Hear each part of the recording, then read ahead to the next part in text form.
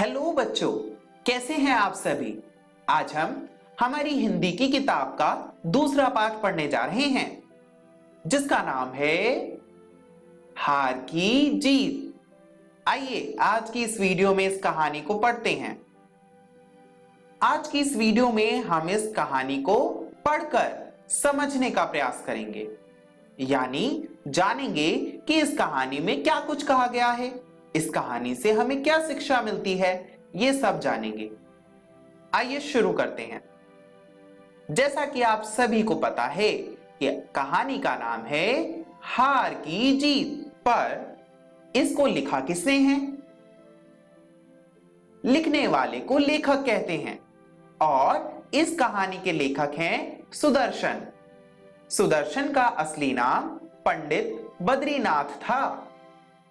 पर बच्चों, क्या आपको कहानी के नाम में कुछ अजीब लगता है? हार की जीत मतलब किसी भी खेल को या किसी भी परिस्थिति को हार कर जीता कैसे जा सकता है? क्या आपको यह अजीब नहीं लगता?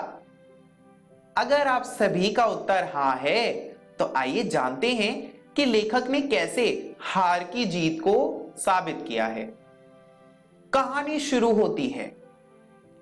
कहानी है बाबा भारती और उसके घोड़े के बारे में। लेखक कहता है, मां को अपने बेटे और किसान को अपने लहलहाते खेत देखकर जो आनंद आता है, वही आनंद बाबा भारती को अपना घोड़ा देखकर आता था। भगवत भजन से जो समय बचता वह घोड़े को अर्पण हो जाता था। भगवत भजन का अर्थ होता है भगवान के लिए भजन, और अर्पण का मतलब होता है देना या त्याग करना। वह घोड़ा बहुत ही सुंदर और बलवान था। उसके जोड़ का घोड़ा सारे इलाके में ना था। बाबा भारती उसे सुल्तान कहकर पुकारते, अपने हाथ से खरहरा करते। खरहरा का अर्थ होता है लोहे की कंघी से शरीर को साफ करना। बाबा भारती खुद दाना खिलाते और देखरेख कर प्रसन्न होते। उन्हें रुपया, माल, असबाब, असबाब का अर्थ होता है सामान, जमीन आदि अपना सब कुछ छोड़ दिया था। यहां तक कि उन्हें नगर के जीवन से भी घृणा थी। घृणा का अर्थ होता है घिन। अब वे गांव के बाहर एक छोटे से मंदिर में रहते और भगवान का भजन करते थे। मैं सुल्तान के बिना नहीं रह सकूंगा, उन्हें ऐसी भ्रांति सी हो गई थी। भ्रांति का अर्थ होता है धोखा या भ्रम। वह उसकी चाल पर लट्टू थे। लट्टू होने का अर्थ होता है मुग्ध होना। वे कहते, ऐसा चलता है जैसे मोर घटा को देखकर नाच रहा हो।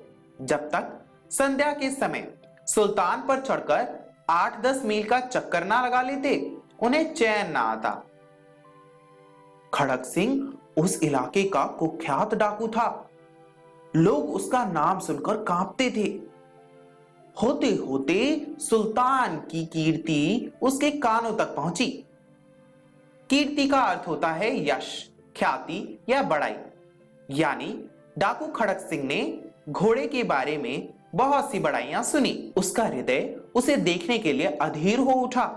वह एक दिन दोपहर के समय बाबा भारती के पास पहुंचा और नमस्कार करके बैठ गया।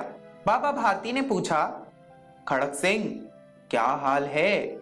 खड़क सिंह ने सिर झुकाकर उत्तर दिया, आपकी दया है।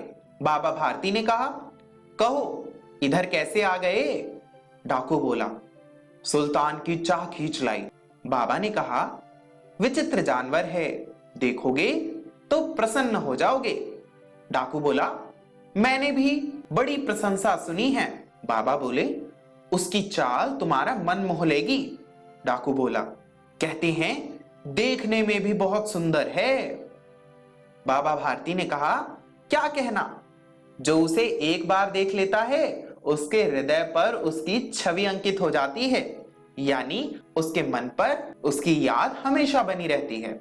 डाकू ने कहा, बहुत दिनों से अभिलाषा थी, आज उपस्थित हो सका हूं।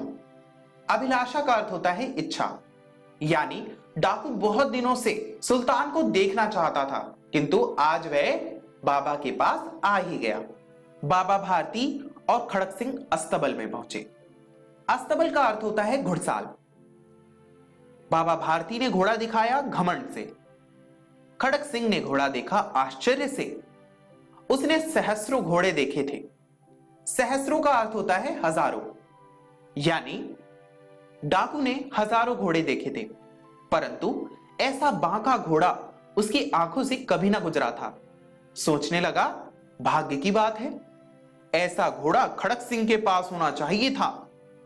इस साधु को ऐसी चीज से क्या लाभ। कुछ देर तक आश्चर्य से चुपचाप खड़ा रहा। इसके पश्चात उसके हृदय में हलचल होने लगी। बालकों सी अधीरता से वह बोला, परंतु बाबा जी, इसकी चाल न देखी तो क्या। बाबा ने कहा, बाबा भी मनुष्य थे। अपनी वस्तु की प्रशंसा दूसरे के मुख से सुनने के लिए उनका हृदय अधीर हो गया। घोड़े को खोलकर बाहर ले गए। घोड़ा वायु वेग से दौड़ने लगा, यानी घोड़ा हवा की तेजी से दौड़ने लगा। उसकी चाल देखकर खड़क सिंह के हृदय पर सांप लौट गया। सांप लौटने का अर्थ होता है जलन होना। वह डाकू था और जो वस्तु उसे पसंद आ जाए वह उस पर अपना अधिकार समझता था। उसके पास बाहुबल था और आदमी थे।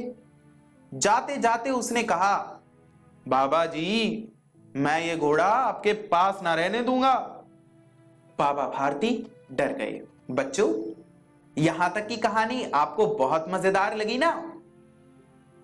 हाँ, अब आप घर जाकर यहां तक की कहानी को अपनी हिंदी की किताब भाषा मंजरी से पढ़ लीजिएगा। इसके आगे की कहानी हम आगे की वीडियो में जानेंगे। आज की इस वीडियो में हमने जाना कि बाबा भारती घोड़े का ध्यान कैसे रखते थे और खड़क सिंह कौन था, उसने बाबा को क्या धमकी दी। इन सब का उत्तर आज हमने जाना।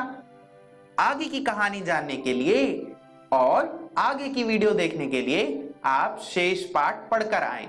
बची हुई जो कहानी है वो आपको अपनी हिंदी की किताब से पढ़नी है, और हिंदी की किताब का नाम तो आप सभी को पता है। आपकी हिंदी की किताब का नाम क्या है? मेरे साथ बोलिए, भाषा मंजरी। चलिए बच्चों, आज की वीडियो में इतना ही। मिलते हैं अगली वीडियो में। इस वीडियो को देखने के लिए बहुत बहुत धन्यवाद।